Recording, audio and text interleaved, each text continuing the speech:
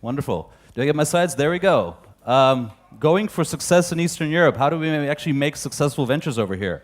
Can anyone tell me, if you recognize on this photo, who it is, what is it, what are these people? I think the person who said that actually worked at Intel, right? So that we discount that. But these people over here are the founders of Intel. How many people, like without the Intel guy, how many people recognize, how many people can name the people on this photo? How many? No one? Hewlett and Packard. I don't know, that's yeah, not the right that's a company. different. That's I'm a different. It sorry. actually started. I'm leaving. It actually started the same. You can? Yeah. So where's Robert Noyce? Which one is Robert Noyce? Okay, okay, getting there. Vinod Khosla is not there. He wasn't even born, I think, when this photo was taken. He was probably a little kid. So guys, this is like embarrassing. So these are like the founders of Intel pretty much. So this is Gordon Moore. Anyone knows the Moore's Law? Yeah, heard about Moore's Law? You know what it means? You know, the power of computers doubles, I think, every X number of years. In the middle is Robert Noyce. He died a long time ago, so like Intel has this policy of like naming buildings after him. And on the left is Andy Grove, who managed Intel until recently. And the reason he's on this flight is because he's from Eastern Europe. He's from Hungary. He's someone who actually set up a big effing global company. If you're into startups, you should know this kind of stuff because this is actually how the whole startup industry started. Right, how do I come in? Who am I? My name is Max Gurvits. I had an online legal services startup that I started by accident in Holland about 6 years ago. We were bored, rented an apartment with a friend of mine, didn't know what to do. Amsterdam is a small town. It's actually smaller than Krakow. So we didn't know, we didn't know what to do. We started doing legal services. We started doing them online. We got some angel investors, hired our friends. They became our staff. We built a company, started making money. I exited it. Then I moved to Bulgaria, which is an Eastern European country as well, like Poland. We set up an accelerator and a seed fund, and that's working very well. Last year I started raising a private fund, which we're doing with a new partnership called Terrace.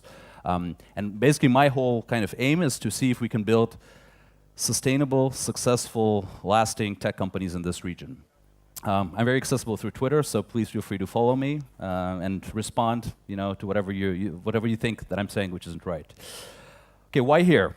I didn't make a mistake, right? This is Krakow in the photo, right? This is the correct city. Okay, very good. So why here? What is the whole point of doing startups, of building companies in this region?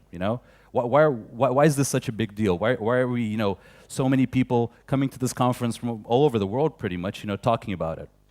I'm going to give you a few very simple reasons why it's interesting to do.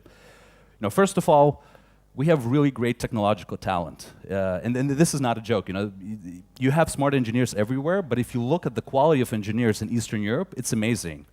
If you look at math Olympiads, if you look at informatics Olympiads, a significant number of people who are the best in the world in this kind of stuff actually come from this region. From countries like Poland, from Ukraine, a lot of people, from Bulgaria, from Romania. This is a very, very important reason why we think that building technology makes a lot of sense here in Eastern Europe. Another reason, obviously the price.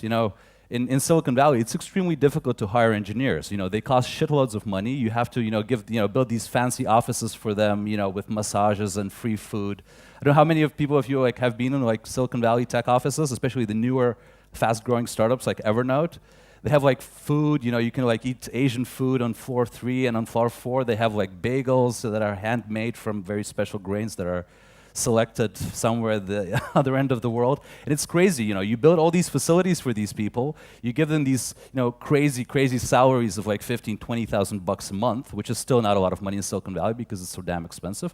The next month, some other dude sets up something like Snapchat or Pinterest, and these guys are gone because they're going to work there. Here you can actually rely on, on good people, and you can actually pay them good money and they will do work, which will be much more efficient than hiring them in Silicon Valley. So that's a very important other reason.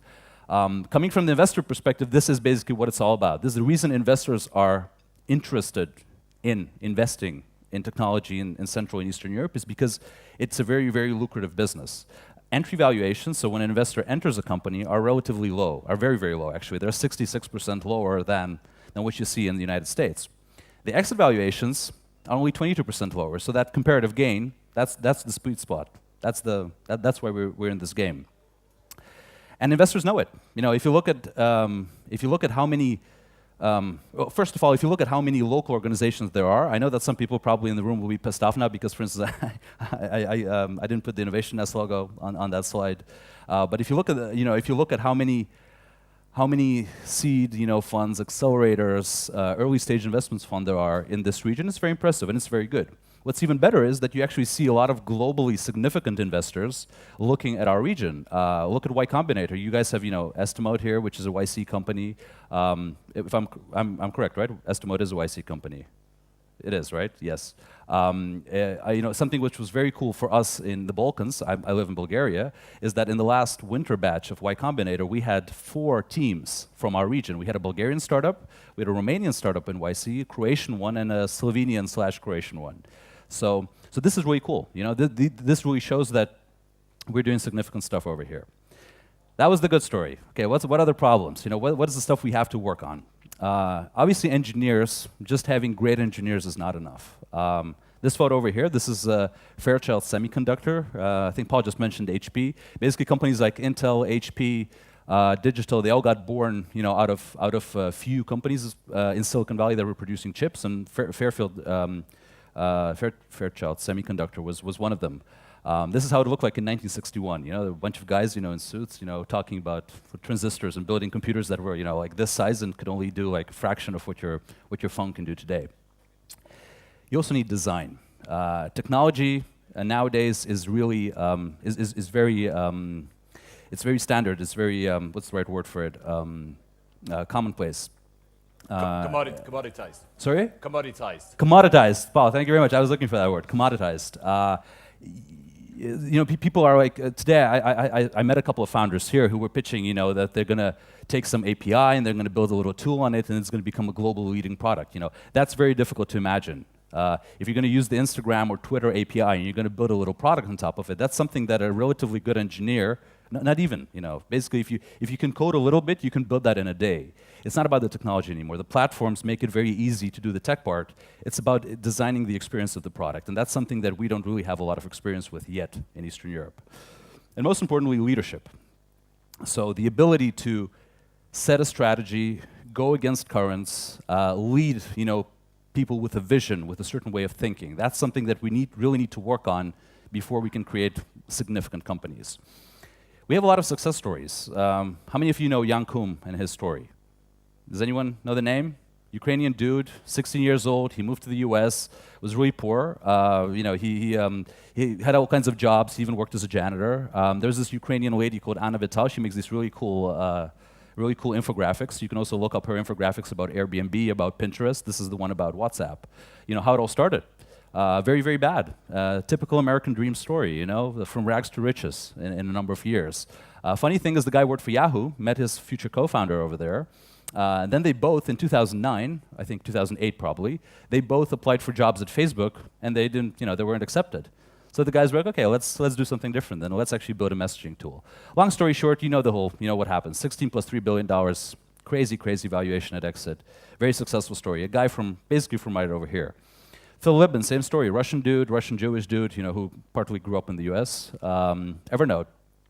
They don't have a really cool infographic about it, but it's a very similar, story. It's the guy was building this company. At some point, they were basically ready to shut it down. I think they had this point reached when they had like $50,000 in the bank, and they went for this like one crazy option, and that proved to be their success.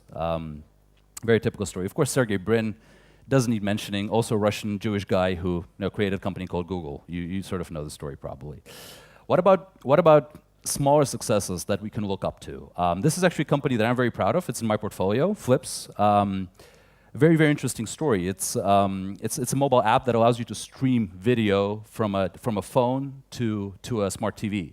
So you can put all kinds of videos that you're interested in, like YouTube favorites, like if you have Netflix, they're almost supporting it. They're going to start supporting it soon. A bunch of other subscription services.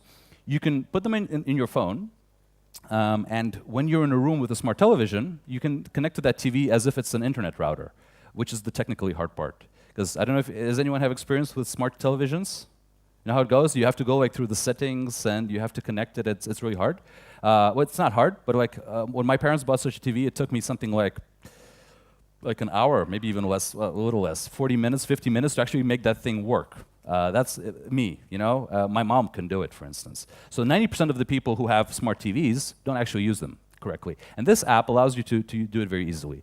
Over 10 million installs, over 3 million monthly active users. So really, really successful story from Bulgaria. It's not an overnight success like most of these stories. You know, the guys started developing this company, this product within a larger outsourcing company that they were running in about 2009, 2010. It had this not very sexy name, iMedia Share at the time. They were trying all kinds of different things, and at some point they actually decided, you know what, we're going to focus on this, we're going to take a risk, do only this, cut all the other work, move to the United States, find clients, you know, and that's how the story started developing. Here in Poland, you obviously have Estimode. I think, you know, yesterday I visited their office. Do we have anyone from Estimode in the room now? I saw some people during lunch break, but they're not here. Jakub, where are you? No, he's not here. No, there was this lady as well, but anyways, she's not here. A very cool story. Also not an overnight success. You know, what I learned, for instance, about the Estimode story is that this is a company that really uses some of the you know, hardcore tech potential that you have in a city like Krakow, right? There's a factory locally that actually produces those things, and that factory has, you know, decades and decades of experience in building hardware. So once again, not an overnight success, and definitely not a story that everyone likes, because that's something that I also learned about Estimode when I was talking to people. You know, someone is upset with them because they're taking too much space in the co-working space that they're at. Someone else wanted to invest but couldn't get in. You know, it's really, really important to be very proud of our success stories. The thing with startups is that, you know, we're going to mention a couple of things that should be improved. It's like ballet dancing. It's like, you know, this kind of high-level yoga. You do like really, really hard stuff and you make it look easy. You know, that's kind of the best metaphor to understand how, you know, how it feels when you're doing startups. Thing with Europe is that we have this culture that we don't really like to work hard and be very proud of it. This is actually a photo. I don't know if does anyone recognize this place? It's in Poland. Sorry? A reactor, yeah. Is Boris here? You're here? Oh, there you are. Okay, so that's Reactor. I was there. I first visited two days ago. They had a really cool pitching event where I was on a judging panel on Tuesday. Really cool place, by the way. And I'm not going to say anything bad because there isn't anything bad to say about it. But what I did notice, you know, when I was looking at the crowd from this porch, which serves as a stage over there, this is kind of the view that I had, is that I saw a lot of like lifestyle people. You know, I saw a lot of people that are like very cool. You know, they drink like fancy drinks. You know, dress very fancily. It's apparently a really, really fancy thing to do startups. And you know, Poland is, you know, it's not a Polish problem. It's the same in Bulgaria. I see it in the Baltics. You know, I see it in Ukraine. I see it in Vienna. You know, in places like that. That's very hard because when you're very comfortable with your lifestyle, it's really, really hard to actually do difficult stuff and achieve things. Another very important problem we have in Europe compared to the US is that we have a problem with leadership. When we think leadership, you know, we think about our stupid, corrupt politicians, right? We think about all those grandpas, you know, that grew up under socialism and are currently your, you know, CEO of this or the chief tax director of Krakow or whatever, you know. And we don't associate that with what is good, you know. So that's a very big problem because you know, for an industry to really grow, you need leaders that are affectionate and that you can actually trust upon. And in Europe, we have a serious problem with that. As I said, we're just too busy having a good time. Everyone is like, I noticed this in Bulgaria, for instance. You know, when we started our accelerator in Bulgaria, we had this whole situation that in the beginning, we wanted to get a lot of exposure because startups were new. No one really knew what startups was. So we made this deal, you know, for instance, with the main national newspaper that every week they would do like a big feature on startups. Then someone decided to do a TV show on startups. Then suddenly a couple of magazines and a couple of publishing companies decided to do like big awards in a nice hotel with nice, you know, photo models giving prizes and stuff. And you know what happened within 2 years, the whole, you know, being a founder meant that you were on TV, that you got, you know, the prize from one of those like photo models, a pretty Bulgarian girl that's, you know, posing in Playboy or something like that. And you get this signal towards society that, wow, being a startup founder is really cool. What I started noticing, for instance, is that when we started doing like bigger and bigger tech events, you know, like every week in Sofia we have like 1 or 2 or 3 events where 100 people come. And apart from like startup founders, you see more and more like, you know, girls, students, just people from all around coming because that's the cool thing to do. That's a pretty dangerous development if you ask me, because it creates this aura of, you know, of lifestyle of having a great time, and this is something we should try to avoid when we build, you know, sustainable tech communities, if you ask me.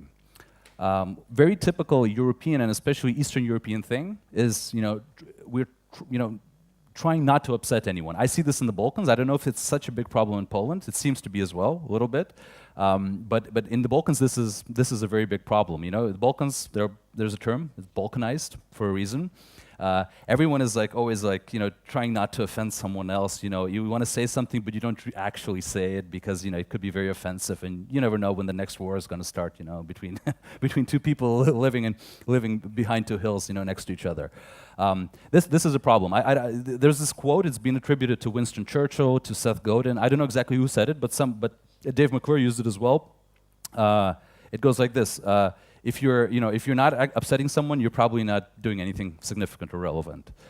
This is important. When I ask people here in Poland, so tell me more about companies like Estimode, UX Spin, Intel Clinic. Really successful early stage Polish companies. You hear a lot of people saying stuff like, yeah, but they're good, but this founder, he was he fooled someone. There was someone that helped them that didn't get the credit. And there was that guy, he was there in the beginning, and then they forgot him and kicked him out of the company. You can't build anything successful if you don't upset people at some point, and that's the whole point of doing startups: getting out of your comfort zone, upsetting people, changing things, crushing someone's ego. Otherwise, if you don't do that kind of stuff, you simply will not achieve anything. You will have a great lifestyle. You will, walk around, go to nice parties. They'll show you on TV, but it has nothing to do with actually building seriously successful companies. Silicon Valley works in completely different ways. This is a metaphor. This is a story that I want to share with you because it really kind of opened my eyes. So this guy in the photo, his name is Samit Jain. He's a partner at Intel Capital. He joined Intel last year. Before that, he was with a different VC fund in San Francisco. And last year, I went to visit him in his new office at Intel, and I told him basically what I'm doing. I have a portfolio of companies from Bulgaria, from Serbia, Croatia, Ukraine, that kind of countries. How can I help you invest in them? Do you want to see some of them? Do you want to, what can I do to get basically some of them, Intel interested in some of them? And he told me this very simple thing. He said, you know what, Max? When it comes to European companies that want to go to Silicon Valley, that want to get investments from us, I have this formula, he said, which is X+1. So basically what it means is that when I'm looking at a US startup, what I want to see in terms of traction, success, founder, backgrounds, everything, is, let's say, X. And if I'm looking at a European startup or a startup from some other region somewhere far away, it has to be that plus something more. So I need the same and more, because there are so many more risks. Because these people, they don't live here, or they need a visa to come and work here. They have all kinds of cultural issues. These are all weak links. So a startup from Europe, by definition, has to be better than a startup locally here in California. And that was a very kind of a very interesting moment for me, because I think that's a very different way than what we usually perceive when we look at going to Silicon Valley. So what should we focus on going forward? My personal view. Let's see if we all agree on this. We should much more celebrate our success stories, right? So, I mentioned, 3 great Polish companies that I'm aware of: Intel Clinic, Estimode, and UX Spin. Those should really be, the success stories that everyone rallies behind. When you're selling Poland, when you're selling Krakow, when you're going somewhere and people ask you, so what's going on in your city? These are the stories you want to talk about, right? This is the stuff that really should make you proud. And in the end of the day, we all have our preferences. Like some people like Superman, someone else likes Batman, but in the end of the day, it's those are the heroes. You have to put them on one page and be very, very proud of them, of what they achieve. Another very important part is you got to learn how to do it.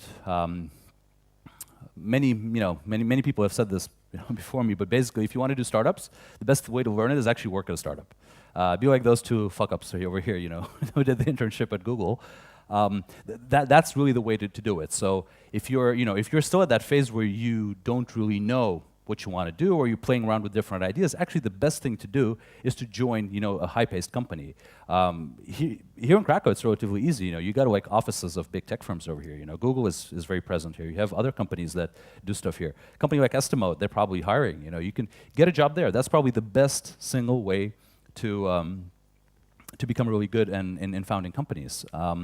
if I look at most of my friends that have built significant companies and exited them, the vast majority of people actually worked at companies like Microsoft or Google or Facebook before that. And that's where they get infected with the bug. So my suggestion would be for some people, instead of constantly playing around with founding some great ideas, maybe a really cool idea would be just to join a tech company and work there.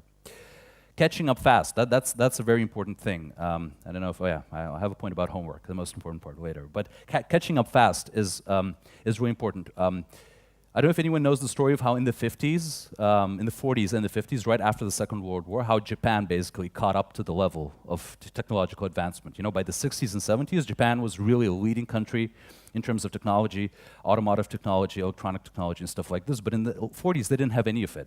And basically what they did was they sent armies of the smartest guys and girls they had in Japan. They sent them to universities in the United States, in Europe, to factories where they could, basically they sat down there and they were like hand copying patents, all kinds of technical documentation, whatever they could find. They were just rewriting it. You didn't have internet back then, and bringing it back home, and then other people study that.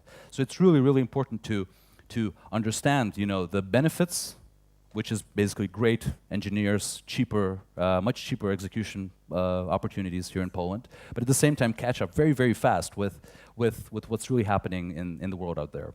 And finally, most importantly, of course, doing your homework. This is, the reason I have an Excel table from the 90s over here is the following. This is a trick that I use every time that people want to pitch to me or ask me for favors. This happens like in Bulgaria all the time. Like, oh, Max, Dave McClure. Can you introduce me to Dave McClure, right? Or oh, Peter Thiel. You met Peter Thiel last week. Can you send my startup? We're doing this like I don't know. It's like Instagram but for cats or something. And I think Peter Thiel will be very, very interested in this startup. Can you introduce me to him? And that's in the beginning I sometimes said yes, and I really burned bridges with some people by doing that. At some point I started becoming very, very cautious and trying to say no to people. And at some point, I came up with this filter. I figured out that, let's see if you actually did your homework. I started doing this thing, which I sometimes call the Max 100, but it doesn't have to be 100. It's basically a list. Give me a list of names of people in your domain, right? With the tools that you have right now, with websites like Crunchbase, like VentureBeat profiles, like AngelList, and of course LinkedIn, you can like within a day, you can do a complete research of whatever domain any one of you is in. Using those websites, within a day you can figure out exactly the who is who of that industry. Who built companies in that field, who exited them, who bought those companies, what are these guys doing right now, did they stay at that company, did they leave, which geography are they in. You can set up a whole list of names. And those are the people that can start being your advisors. Some of them may become your angel investors, and then they will introduce you to the right kind of investors once they have skin in the game. And they will help you with distribution partnership. This is really important. Working your way through, and this demands a lot of homework, and I noticed that when I tell people this, okay, I'll introduce you to whoever you want, but just send me a list of those names, I only got it once, after asking hundreds and hundreds of startup founders for such a list, and that's just not good, that's just not right. Thing is, you can't do it alone, right? So you need people, but you have to do a lot of work to figure out who those people are and why they should help you. A really cool story that I'm gonna use just before I finish, is this. One of the coolest companies, I already mentioned them briefly, that we had in Bulgaria is a team that went to Y Combinator in the last winter batch. They're doing something really, really weird. They're doing a new email app, a mobile email app. That's probably one of the most difficult things to do. Apparently Y Combinator liked them. What I saw was that some of their mentors, advisors in their network liked them very much as well. And what they're doing right now is they're getting ready to launch the app in September. And they're working very closely with the people from the Apple App Store, from the productivity section of the App Store, to make sure that the app is optimally placed in the App Store when it launches, so it becomes a featured app.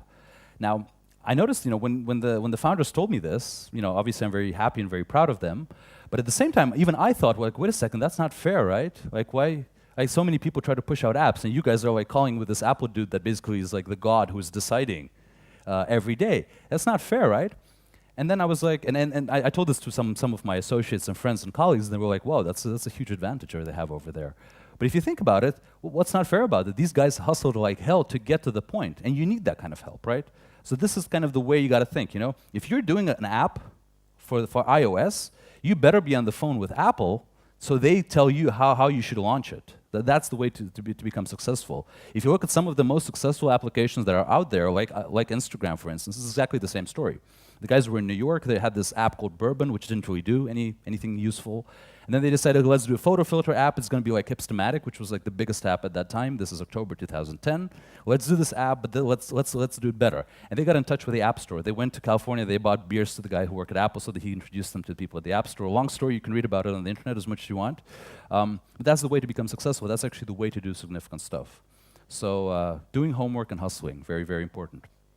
And with all of that, I think that if we do this kind of things, if we cultivate a culture of leadership, if we make sure that our communication is done in the right way, being humble, being willing to understand what we're good at and what we have to become better in, that's the way we can progress towards not a Polish Silicon Valley or an Eastern European Silicon Valley. It's not about Silicon Valleys. It's about building a community based on what we're good in. So that's it from me. Thank you very much.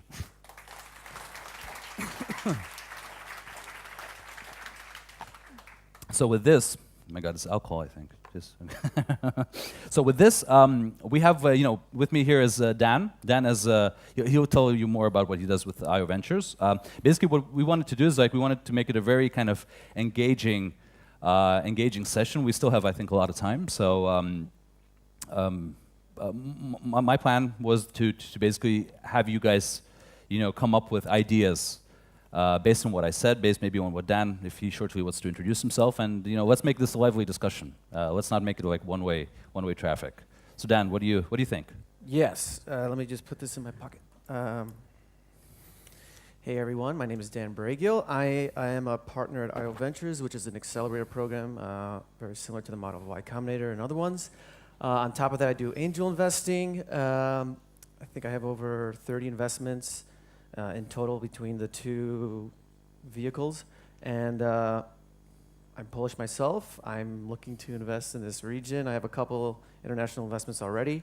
And yeah, I believe talent's everywhere. And so whether it's United States or somewhere else, I'm going to make sure I get access to it. So that's why I'm out here. So let me ask a question, Dan. So when you're, this is not the first time you're in Poland, right? You come here every now and then. Yep. When you're here, when companies pitch to you, what are the biggest differences you see with what you usually see in the U.S.? So I mean, I started coming out here 3 years ago, and the landscape has changed a lot. And so in the beginning, I feel like I would just, I would go to these conferences, do a talk, and then somebody would just jump right into the conversation, shake my hand, and then tell me a little bit about them, and then they say, "Do you want to put money in?"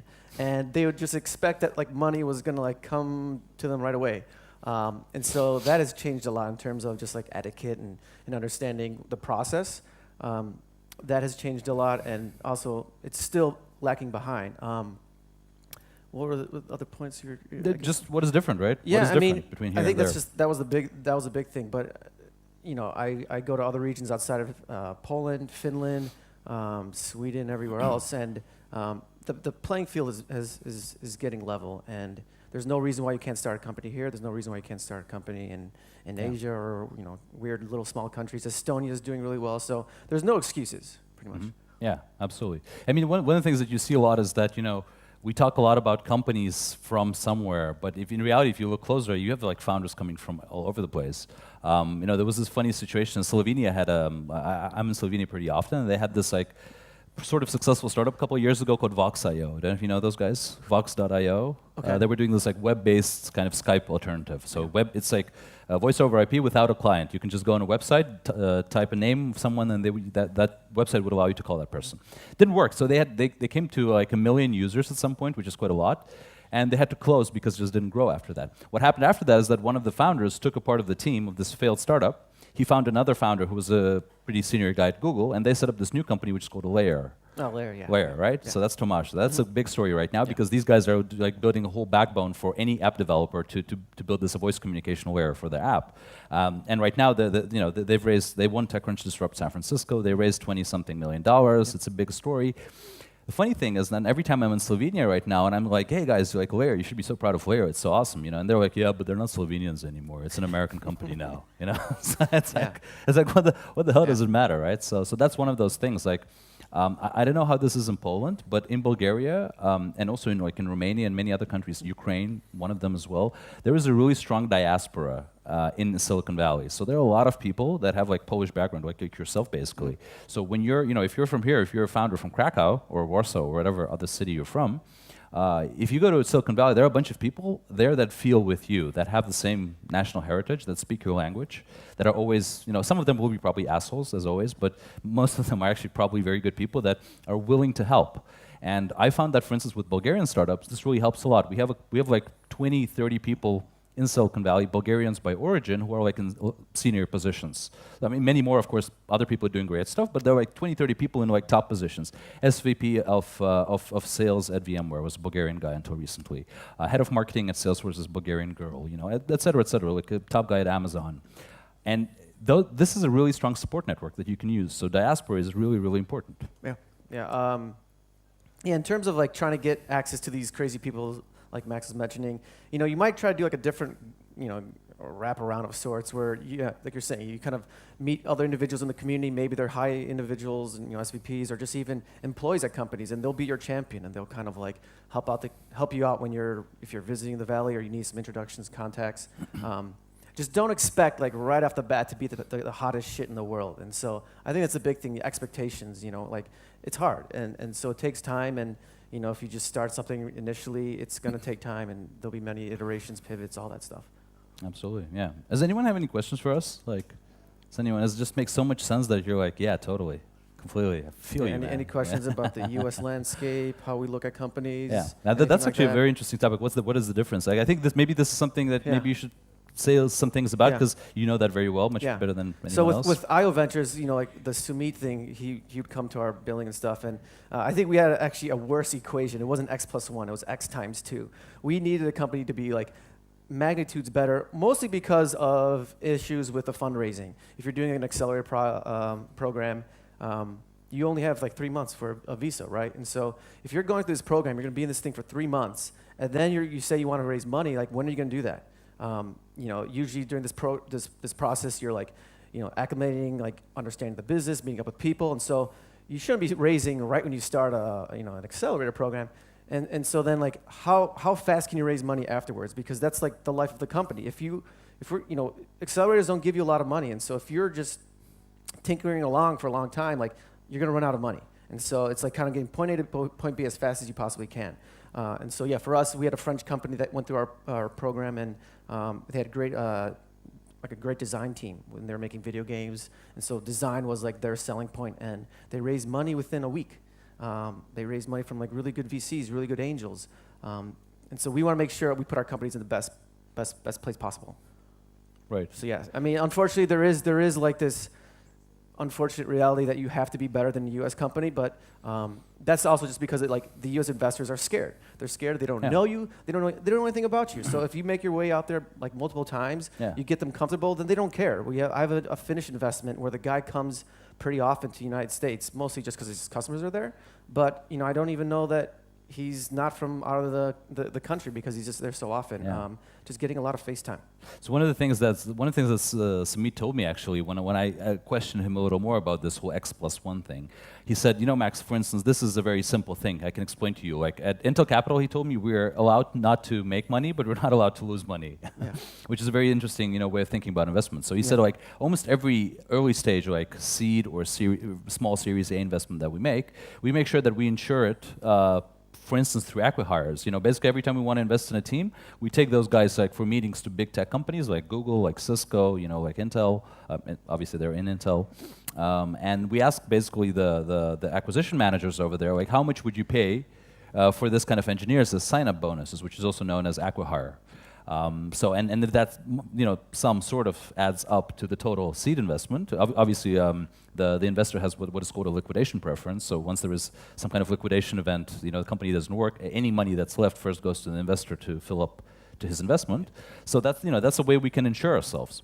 And he told me, like, if it's a European founder, hey, I can take him to Google, he can be the smartest dude in the world, but if he has some kind of password which is expired or a visa that he can't get, it's not going to work. It's a huge risk. So that's one of those one of those things. One of my friends, he's internationally and had an offer from a big company, and the biggest factor for them was, can we bring your team to the United States? Otherwise, we don't care. And so that, if, when that eliminates that possibility, then there's not much of an exit opportunity outside of going IPO or even being bigger. So yeah, I mean, it's interesting is like, if the team isn't willing to move, like that already kind of hinders that. And so for this company, that was the case where a lot of them had a lifestyle that they were comfortable with and didn't want to. Yeah, that's something that I don't know. I see questions, so I'll come to you as quickly as soon as we finish this thought. But I guess many people that haven't actually been to places like Silicon Valley have probably a slightly rosy kind of perspective of what it is. It's a really damn hard place to live in. It's very expensive. It's not very convenient. It's like traffic jams and like impossible rents, and you live basically in something as looks like a suburb of Krakow, but it's like you got to pay like $3,000 for a small apartment. So it's really hard. And like the lifestyle in Poland is much better. You have pretty people everywhere. You have really great bars, like the kind of bars that like Americans, like for the kind of places you have on Novi Platz here on Platz Novi in Krakow, like Americans would like kill for that kind of restaurants. They would like queue up like months in advance to be able to have dinner there. And this is something that people don't appreciate here. And actually moving there is really tough sometimes. So someone had a question. So let's I don't know if do we have anyone with a mic? Yeah, there we go. Yeah, Mike. Yeah. Sorry. My question is about exactly what you guys are talking to. Do you have a model or a set of benchmarks or milestones for startups? When is the right time to go to the US? Because we're seeing with the Polish success stories that they're going to the US, some are setting up offices, but it's mainly just for financing and sales. Product development stays in Poland. And is there sort of a universal model you're starting to see what needs to happen for the founders to move, what needs to happen for development to move, and is there sort of framework that's being created in your minds, if that's not a secret sauce that... It's not a secret sauce, it's just more like, what is what are the things you want to say to an investor to make him comfortable, right? And so the thing that they really like is having somebody nearby. And so it doesn't have to be the whole team. Even I have an investment where there's a couple designers, the founders, they're in San Francisco, but their whole engineering team is in Portland, right? That small of a difference, it's like a competitive advantage. They can get people for cheaper prices, and so investors don't mind that at all. And it's the same thing for somebody internationally. You can have a large team because it just makes sense in terms of hiring and the skill sets somewhere else, and then you kind of ease their concerns by saying, but we are going to have a marketing team, or we're going to have the sales team here, so there's always going to be somebody in the United States. The unfortunate thing is the investors also like U.S. incorporated companies, and so that really seals the deal for them, where they're like, okay, you're U.S. incorporated. Maybe if it's early stage, you're doing convertible notes, which their incorporation is easy. A lot of Polish companies are incorporating in the U.S., but they're keeping development assets in Poland, which then doesn't allow a hedge, like Max said, against, in terms of acqui-hires, against a sort of stop loss. Yeah, I mean, I guess if you're a tech-focused company where your whole asset is just the knowledge base and the technology, then that might not be as good. But if you're say if you're doing some kind of marketplace, or Shapeways, I think is like Danish or something like that. Like the big asset value is just more the marketplace, and so the engineering team can be anywhere. They're going to acquire it more for the brand than the actual technology. If you're growing a company, you should try to make sure that as fast as possible your engineers are not the value base of the company, because that's cool in the beginning, but at some point it has to be something else. Yeah, when you're a small team, it's really exciting, for an investor to see 3 engineers and no business person. You're just like, oh yes, it's just like a bunch of smart guys. I can sell every one of these guys for a couple $100,000 per head. Worst case scenario. But then at some point when you're evolving, you need to be more than just engineers. Maybe an issue worth mentioning. Someone asked this me I don't know, like yesterday or somewhere, maybe last week. I don't remember. Like, why does it always have to be America? Like, why does it always have to be America? I don't know. Like, Dan, in terms of what? Like, why does, when we talk tech startups, why is it always about going to California or New York? Why not something else? I don't know. I mean, if I had the option, I would start a company in Hawaii and screw everyone else. If I could build a sustainable, highly monetizable business, why not you just be somewhere that you really enjoy being? It doesn't have to be San Francisco or New York, but the unfortunate reality is everyone's Yeah. headquartered there, and so if you're doing things like raising money, building partnerships, working with these larger tech companies, like, yeah, that's why you have to be there. Yeah, if you- Thanks for replying. We're actually a marketplace, and we're moving to the States in 6 weeks. Just so Okay, thank you good for you. confirming that. Nice. Okay, cool. Thanks. Good luck with that. Thing with this whole moving to the US is that if you think about it, can you actually name a European tech company that became big, like in the last, let's say, 10 years, not before that, obviously, but in the last 10 years, without actually going to America first? It's really hard. Spotify was. That's what Europe, everyone right? says, but it's a regulatory thing, and still, Spotify, it was like testing in a number of European markets, and the breakthrough came, like the validation came when they were in the US, right? Skype, AVG, Prezi, all these like nowadays social bakers, all these big European. Sorry? Plum. Oh yeah, okay, it's another antivirus. Yeah, so but it's also like it went to the US, right? RAF or SourceFire? Okay, interesting. Yeah, so I mean, the market is there, right? The financing is there. The growth mechanisms are there. I've seen this, for instance, when I was building my company in the Netherlands, and I was also wondering about this issue. Like how. It's at some point I realized that growing a business out of Holland to neighboring countries is really, really hard. And what you see is that innovation usually comes last to Europe. Unfortunately, that's the way it is. When the Netherlands, for instance, has one of the highest penetrations of social media use. So like 97% of people are like on Twitter and LinkedIn in Holland. Like even your grandma is on LinkedIn over there. But it's not because your grandma in Holland is an early adopter. It's because there's like a sales force of LinkedIn people in the Netherlands that advertise on TV and in magazines. So it's not like it's not early adoption. It's good adoption, but it's pretty late in the adoption curve, and that's Europe. You're never going to get over that. That's just the way it is here. We're conservative like hell. So, so yeah, America unfortunately is a very often place to go. Anyone else? Any questions? Disagreements with what we said? Like angry at us because I mentioned lifestyle and stuff? No. Seriously, no one? Dan, you want to talk Speaking about of something? lifestyle, yeah, I had one of our companies was from Europe, and I ended up getting this is just more of like a funny story. I ended up getting like emails from someone from PR, and they couldn't get a hold of this team for a month, and Yeah. it's because they're from Europe. And in August, I'm taking off the month, and I'm going to turn off my internet. I'm not going to answer any emails, and so that was just like, holy shit, are you kidding me? Like. Like that was one of the weird realities of an internet startup. People are like, oh, I got family, I'm going to go. Yeah. And so, like, I don't know. 5 p.m. is 5 p.m., right? Yeah, it's not good. So that was one of those things where I was a little frustrated. Yeah, it's one but of. I had a very similar, very frustrating experience myself. So in my first fund at 11, we had a really cool company. They were doing like cloud stuff, basically storing your stuff on the cloud without it actually being on the cloud. It was always on your own physical hardware, but you could have access to it everywhere because it basically used the internet to connect your device. Smart stuff. So they came out with this product several months before this Edward Snowden dude fled to Russia with all the secrets. So, last summer when the Prism scandal happened, when the Snowden and everything, suddenly everyone became very aware about keeping their stuff on the cloud, and this kind of companies became very hot. Now, exactly at that time. With this company, we took them to the US. We introduced them to all the big, router players, and companies were very, very eager to work with these guys and to distribute their software on this hardware. I thought this was going to be the deal that's going to make me rich and famous and successful. What happened was, like 3 months later, Cisco basically, I'm going to say as it is, it was Cisco. They called them up and said, like, guys, we tested your app. It's amazing. We want to ship it on our routers. We're going to sell it, I don't know how many hundreds of thousands of routers. We're going to test how it works through our distribution channels. We're going to put a sticker of your startup on the box of every single router sold, in the US and Asia and Europe, everywhere. Isn't that amazing?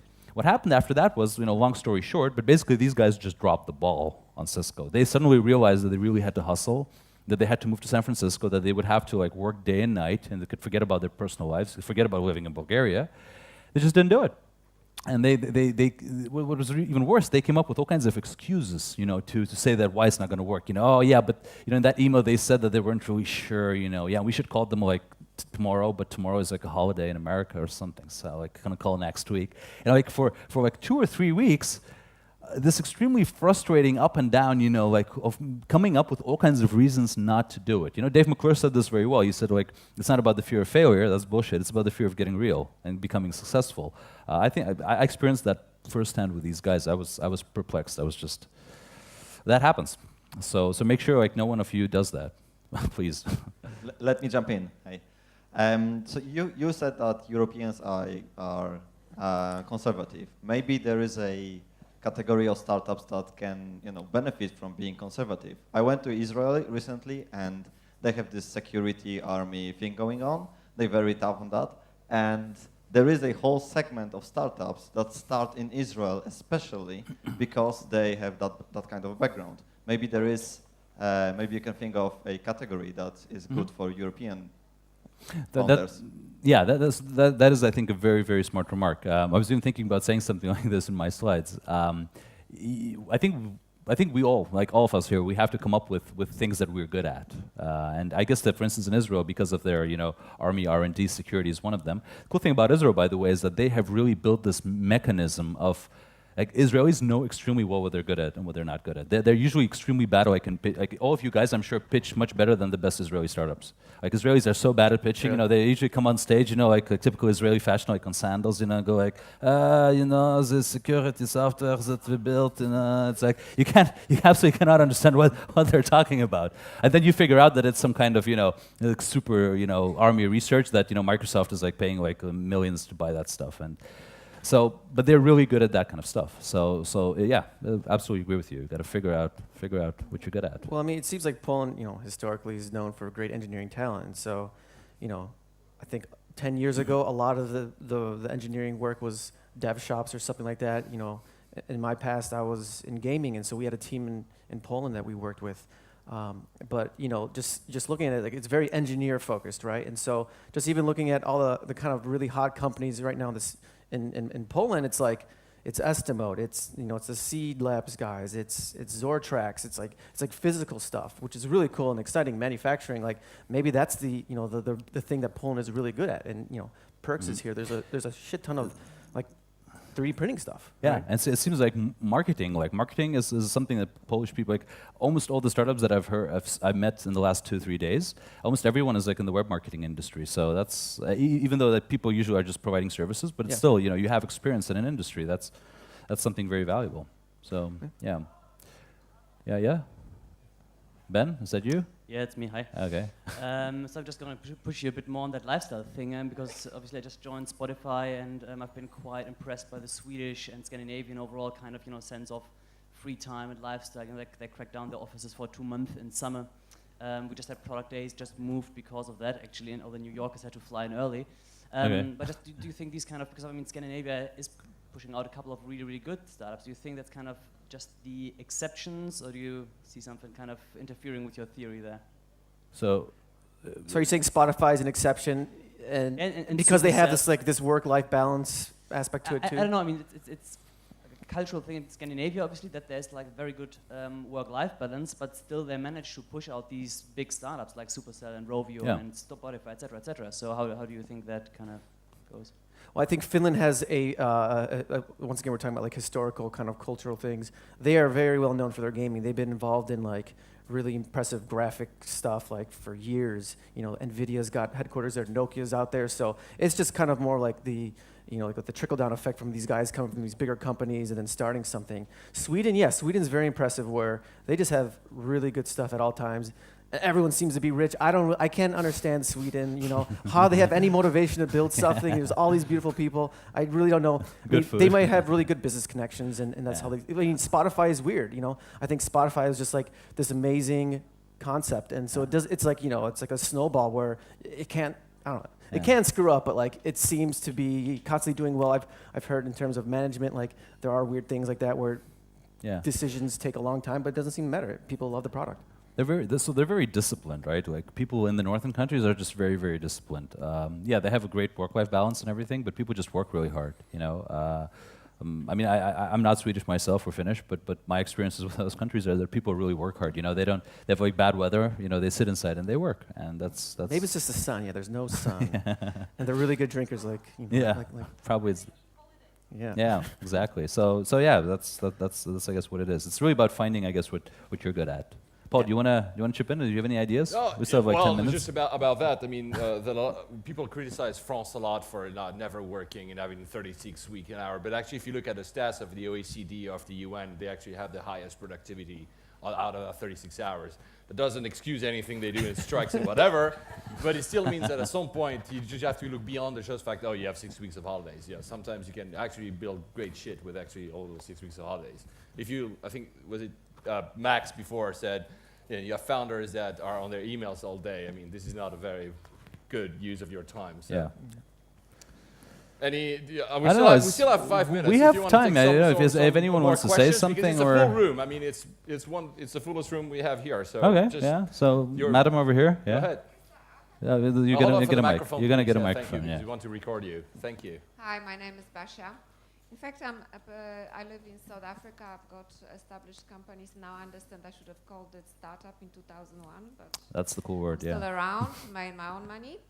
But I'm very fascinated with the idea of startups. Therefore, I came to Poland, being originally from Poland.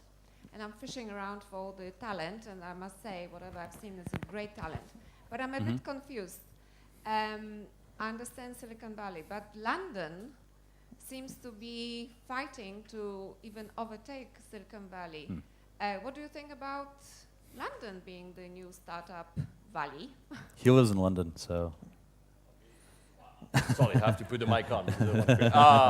Well, you asked me. Oh shit. I'm recorded, so I cannot. Well. So is it Now let's put it this way. I think that just asking the question, and I'm sorry, I'm not criticizing what you said here, but asking the question of overtaking another valley, whatever, I think it's not the right question. I mean, it's a very different setup. And this is, by the way, something I see a lot of cities, towns, and councils and governments say, we're going to create the whatever valley, the whatever valley, the whatever valley. Yeah. It just doesn't work. We have to work, I think every single country, city, council, whatever, has to work with its own strengths and weaknesses and develop something different. So London, yeah, in Europe, there's money, there's an ecosystem, it's probably the most mature. Doesn't mean that it's the best. And then again, when you say best, what is the best? I always do in Europe, when I meet people, I say, top of your mind, what are the top five cities to actually to actually create a startup. And then even that question is flawed, because if you're early stage, if you're looking for seed money, it might be something else. London always comes in the top 5. Of course, Tel Aviv, some people say it's not in Europe, but whatever, but Tel Aviv is also one.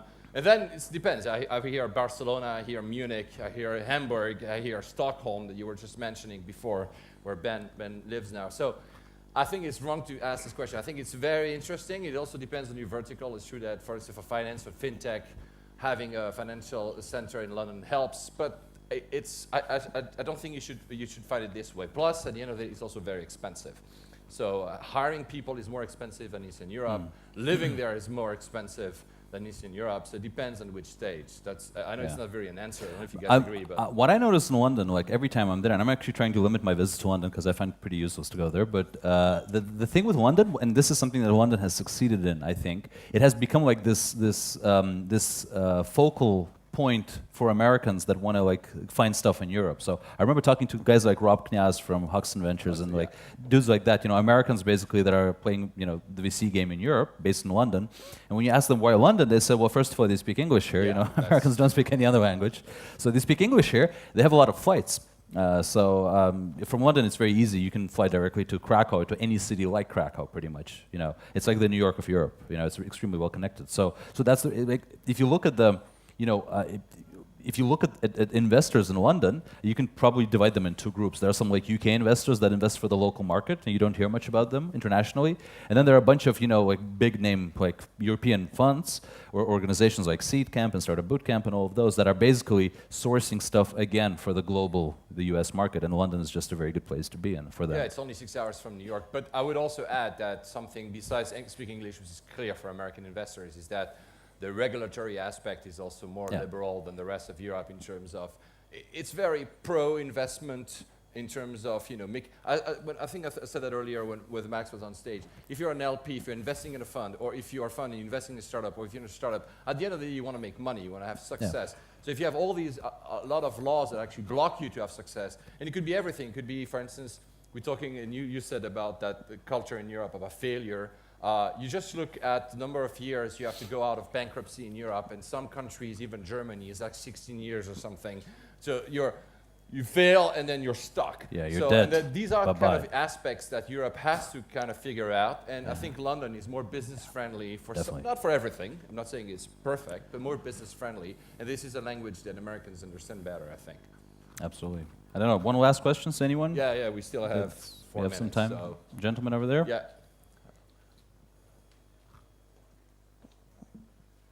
Hi, great talk. Really interesting, inspiring. Thank you. I'm Andrew Hartman. I'm from Design Partners. Mhm. We have an office in Dublin. Can you talk in the mic, Sorry, please? Design Partners. Okay. You mentioned design very briefly. I'm really interested in the role that it plays in investment and getting startups rolling to try to visualize the future potential. Could you elaborate a little bit on that? Well, I'm personally not a designer or design specialist. It's just what I see, and this is not, it's not rocket science or anything. What you see is that products are differentiated much more by design. As someone who invests in companies who kind of looks at what's going on, you see more and more. You see two things basically. You see that design, and design in the biggest sense of the word, product design, experience design, not just the how the website or the app is designed, although that's obviously a part of it.